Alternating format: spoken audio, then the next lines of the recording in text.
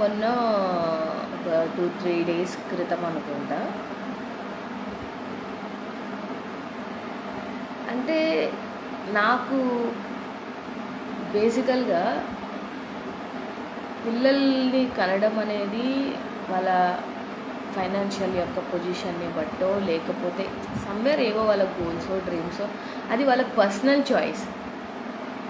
పిల్లల్ని కనడం అనేది భార్యాభర్తలకి సంబంధించిన పర్సనల్ చాయిస్. ఎంతమందిని కనాలి, ఎంతమందిని మనం పోషించగలం ఇవాళ ఉన్నటువంటి అది నాకు ఎందుకంటే ఎంత కామెడీగా అనిపిస్తుందంటే, ఇది ఇంతమందిని కనాలని గవర్నమెంట్ రూల్ పెట్టేదేంది.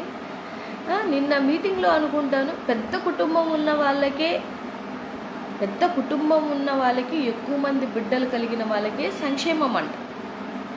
చిన్న కుటుంబము చిన్న బిడ్డలు అంటే తక్కువ మంది పిల్లల్ని కంటే సంక్షేమం లేదంట. అది ఒక ఎక్స్పీరియన్స్ విజనరీ అని చెప్పుకున్నటువంటి ముఖ్యమంత్రి నోటి నుంచి వచ్చేటువంటి మాటేనా? అంటే మీకు ఎలాగో ఇవ్వడం చేతగాక, సంక్షేమం ఇవ్వడం చేతగాక, ఇప్పుడు పెడుతున్నటువంటి ఆబ్లిగేషన్ ఏంటంటే ఎక్కువ మంది పిల్లల్ని కంటే ఇస్తాము, వాళ్ళకి ప్రియారిటీ ఇస్తాము, తక్కువ మంది పిల్లల్ని కంటే మాత్రం సంక్షేమం లేదు అంటే అసలు ఏం ఆలోచిస్తున్నారో ఏంటో నాకైతే ఏం అర్థం అవ్వట్లా. అట్లీస్ట్ మీకన్నా అర్థమవుతుందో లేదో నాకైతే తెలియదు. ఇప్పుడు ఏడగానే అలా పిల్లల్ని గబగబా వచ్చి, ఇప్పుడు చాలామంది బిలో పావర్టీ లైన్లో ఉన్న వాళ్ళు వాళ్ళ యొక్క ఫైనాన్షియల్ స్టేటస్ని బట్టి ఎంతమందిని వాళ్ళు పోషించగలగరు అనుకుంటే అంతమందిని కంటారు.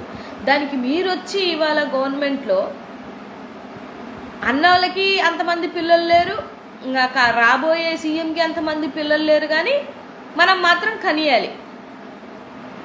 కంటేనే ఎక్కువ మంది ఉంటేనే సంక్షేమం అంటే, మీరు 5 ఏళ్ళు ఉంటారు, ఇంకా ఆల్రెడీ 2 ఏళ్ళు అయిపోయింది, ఇంకా 3 ఏళ్ళు ఉంటారు. మీకోసమని పిల్లలు కనుక్కొని నువ్వు ఇచ్చే 25,000కి పిల్లల్ని కనేసి అలా కూర్చుంటారా?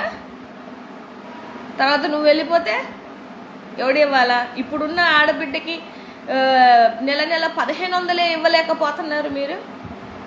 మళ్ళీ అంటే పిల్లల్ని కంటేనంట 25,000 ఇస్తారంట. ఏంది అసలు ఇది? ఎంత సిల్లీగా అంటే జనాలు ఎట్లా పడితే అట్లా కనిపిస్తున్నారు కదా మీకు. ఏం చెప్పినా వినేస్తారులే, మాదే రాజ్యం అని చెప్పేసి ఇంత ఏమంటారు, ఇవన్నీ చైల్డిష్ డెసిషన్స్ ఏమో అనిపిస్తుంది. మరి ఇంత పెద్దవాళ్ళు ఇలాంటి డెసిషన్స్ తీసుకుంటున్నారా, ఇలాంటి మాటలు మాట్లాడుతున్నారా అని డెఫినెట్గా అందరికీ అనిపిస్తుంది. సో దయించి వీళ్ళేదో 10,000 ఇస్తారు, వీళ్ళేదో 50,000 ఇస్తారని మాత్రం మీరు అలాంటి పనులు ఎవరు చేయకపోకండి. మీ ఫైనాన్షియల్ స్టేటస్ ఎలా ఉందో చూసుకోండి. మీరు ఒకరికి ఎఫర్టబులా ఒకరినే కనండి, ఇద్దరికి ఎఫర్టబులా ఇద్దరినే కనండి. వీళ్ళు వచ్చి ఏదో చెప్పే డైలాగులకి నమ్మేసి అమ్మ వీళ్ళు ఇచ్చేస్తారు, వీళ్ళు ఏమి ఇచ్చారు, ఇచ్చే వాళ్ళైతే 20 నెలల కాలం నుంచి ఏమి ఇచ్చారు అనేది కూడా ఆలోచించుకోవాలి.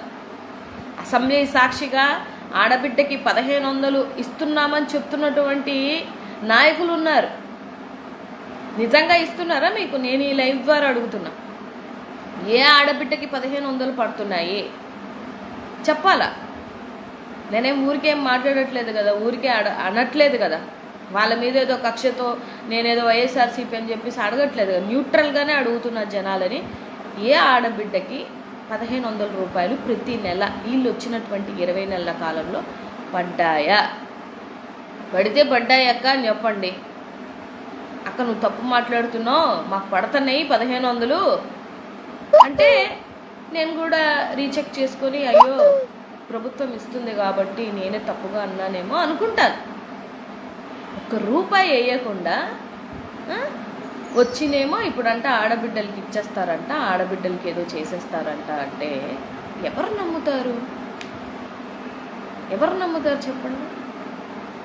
సో అంత ఘోరంగా ఉంది ఇవాళ రాష్ట్రంలో పొజిషన్. సో వాళ్ళ ఎంజాయ్మెంట్లు, వాళ్ళ యొక్క ఆలోచన విధానాలు, వాళ్ళు ఆడుకుంటున్నటువంటి క్రికెట్లు, వాళ్ళు ఆడుకుంటున్నటువంటి కబడ్డీలు ఆడుకోండి, కబడ్డీలు ఆడండి, క్రికెట్లు ఆడండి.